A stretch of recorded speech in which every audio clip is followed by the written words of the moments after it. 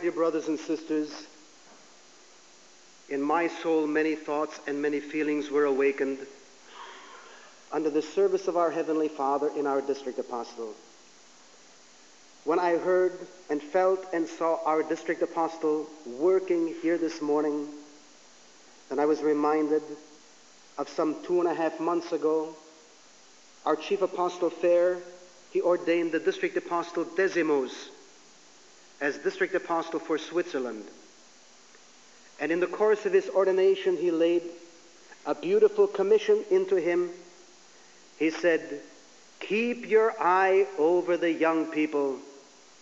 They are the future of this work." And when I heard that, that registered with me deeply. And after the service, I went to our district apostle and said to him, "District apostle, you don't have to be told that today. We all, I, in all my years of being New Apostolic, am a living testimony and can attest to the fact that that was always the case with you. And so is it the case with all of the apostles and brothers who are here. It is out of this deep commission and concern that the Spirit of our Heavenly Father has spoken to you, the young people, as well. And I might say I'm thankful and happy that another congregation exists outside of this one, and that is the fathers and mothers of all of you young people who also listened at these various locations this morning. At the beginning of the service, the district apostle used the expression, "To be a disappointment is to lose." I was always afraid of that.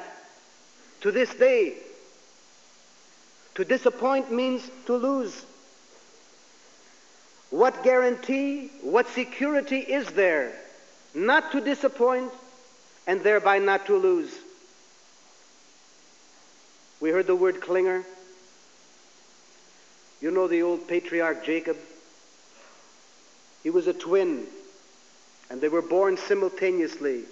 Esau, the firstborn, according to the old covenant, had the right of the birthright. And right after him came Jacob. And you know how Jacob came into this world? He had a hold of the heel of Esau. That's how he was born. He had his hands on his heel. And in the moment of his birth, I'm sure they didn't have obstetricians in those days, or specialists as they have today. When they saw that phenomenon of birth, they gave him the name Jacob. You know what Jacob means in the original old Hebrew? Heel grabber. That's what it means. But behind this is a tremendous significance.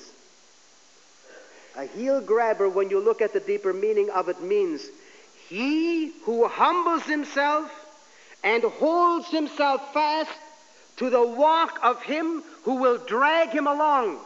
Because when you hold on to somebody's heel, he pulls you along on his way. And when I read that recently, I thought, I want to continue to be a heel grabber. That's what it means, a clinger.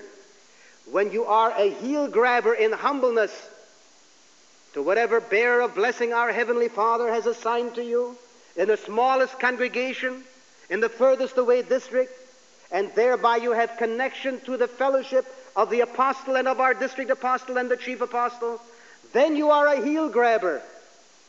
And look at the history of Jacob. He was drawn along by what?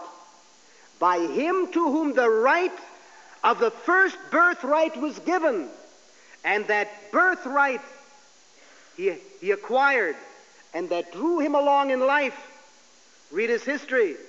And my dear young brothers and sisters, that hasn't changed.